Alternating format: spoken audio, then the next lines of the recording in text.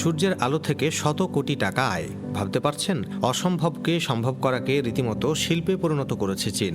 পুরো পৃথিবী যখন একদিকে, চীন তখন অন্যদিকে। বিশ্বের দীর্ঘতম সেতু নির্মাণ হোক কিংবা অল্প সময়ে নতুন শহর গড়ে তোলা, চীন সবসময়ই দেখিয়েছে চ্যালেঞ্জ মোকাবেলায় তাদের ধারে কাছে কেউই নেই।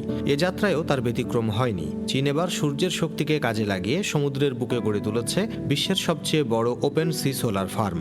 এই ফার্মগুলো থেকে প্রতি বছর বিলিয়ন বিলিয়ন ডলার আয় করছে দেশটি। চীনে গেলেই এখন দেখা মেলে সমুদ্রের বিশাল জায়গা জুড়ে সারি সারি সোলার প্যানেল। তবে যেন তেন কোনো সোলার ফার্ম নয়, এক একটি প্যানেল বিশাল নেটওয়ার্ক, যা কয়েকশো ফুটবল মাঠের সমান। সান্দ্রম প্রদেশের উপকূলবর্তী এই সোলার ফার্ম পৃথিবীর বুকে প্রথম ভাসমান নিদর্শন। প্রশ্ন হতে পারে, সব সোলার ফার্ম কেন সমুদ্রের উপর নির্মিত হলো? এর উত্তরে আছে চীনের অভিনব চিন্তার প্রতিফলন। চীনে জমির চাহিদা অত্যন্ত বেশি। সোলার ফার্মের জন্য জমি ব্যবহার না করে সমুদ্রকে কাজে লাগিয়ে তারা জমি সংরক্ষণের পাশাপাশি নবায়নযোগ্য শক্তির যোগান বাড়িয়েছে। তবে সমুদ্রের উপর সোলার ফার্ম তৈরি করা সহজ কোনো কাজ নয়। ঢেউয়ের আঘাত, লবণাক্ত পানি এবং খারাপ আবহাওয়া, এই সবকিছুই প্রকৌশলীদের জন্য বড় চ্যালেঞ্জ ছিল।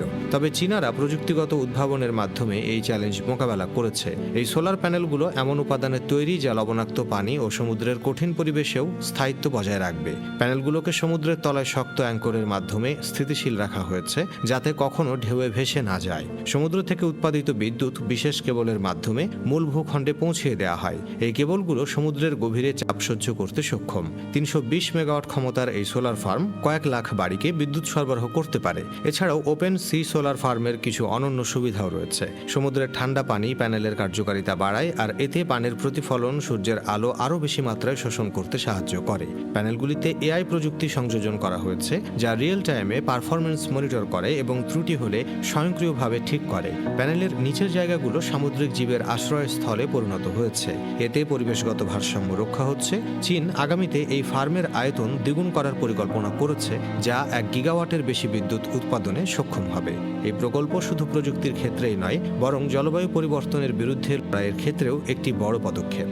2060 সালের মধ্যে কার্বন নিরপেক্ষ হওয়ার লক্ষ্য নিয়ে চীন যে এগিয়ে চলেছে, এই সোলার ফার্ম তারই উদাহরণ। সমুদ্রের বুকে সূর্যের শক্তি কাজে লাগিয়ে চীন যেভাবে নবায়নযোগ্য জ্বালানি দিগন্ত উন্মোচন করেছে, তা কেবল একটি প্রকল্প নয়, বরং এটি একটি দৃষ্টান্ত। এটি দেখিয়ে দিচ্ছে সঠিক পরিকল্পনা আর মেধার সমন্বয়ে অসম্ভব বলে কিছুই নেই। চীনের এমন কল্পনাতীত প্রকল্প সেটা প্রমাণ করে দিয়েছে। এই সাগরের উপর ভেসে থাকা সোলার প্যানেলই হয়তো ভবিষ্যতে আমাদের বিদ্যুৎ সরবরাহের প্রধান উৎস হয়ে উঠবে।